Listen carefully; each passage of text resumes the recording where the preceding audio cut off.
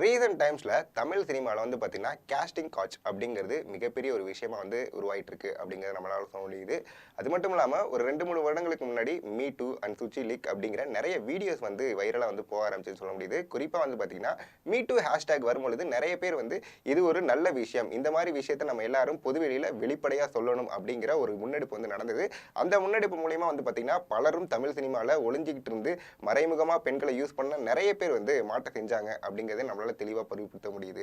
அது மட்டும் இல்லாமல் இப்போ வந்து பார்த்தீங்கன்னா ரீசன்ட் டைமில் ஒரு காஸ்டிங் காட்ச் வந்து நடந்திருக்கு.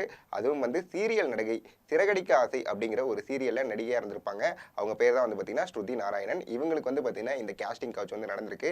இந்த காஸ்டிங் காட்ச் வீடியோ வந்து பார்த்தீங்கன்னா நிறைய பேர் இப்போ வைரலாக லீக்டு வீடியோஸ் அப்படின்னு சொல்லி சென்ட் பண்ணிட்டு இருக்காங்க. அது மட்டும் இல்லாமல் அதற்கான ஒரு தெளிவான விளக்கத்தை வந்து பார்த்தீங்கன்னா ஸ்ருதி நாராயணன் வந்து இப்போ கொடுத்துருக்காங்க.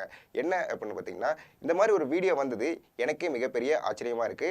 இது ஏஐ அப்படின்னு சொல்லி நான் மறுக்க மாட்டேன். அது மட்டும் இல்லாமல் இந்த வீடியோ வந்து மிக தவறான ஒரு வீடியோ தான். பட் என்ன மட்டுமே ஒரு சைடு குற்றம் காட்டுறீங்களே, இந்த சைடில் இருக்க ஆஃப் சைட் கேமராவில் இருக்க அந்த பர்சனை யாரும் நீங்கள் பேச மாட்டேங்கிறீங்க.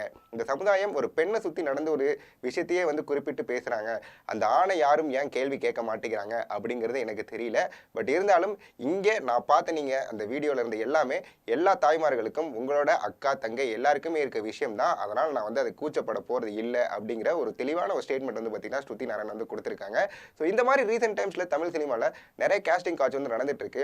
பட் இப்படி ஒரு பெண்ணுக்கு வந்து நடந்தது மிகப்பெரிய ஒரு அட்டூழியமான ஒரு விஷயம் அப்படிங்கிறத நம்மளால சொல்ல முடியுது.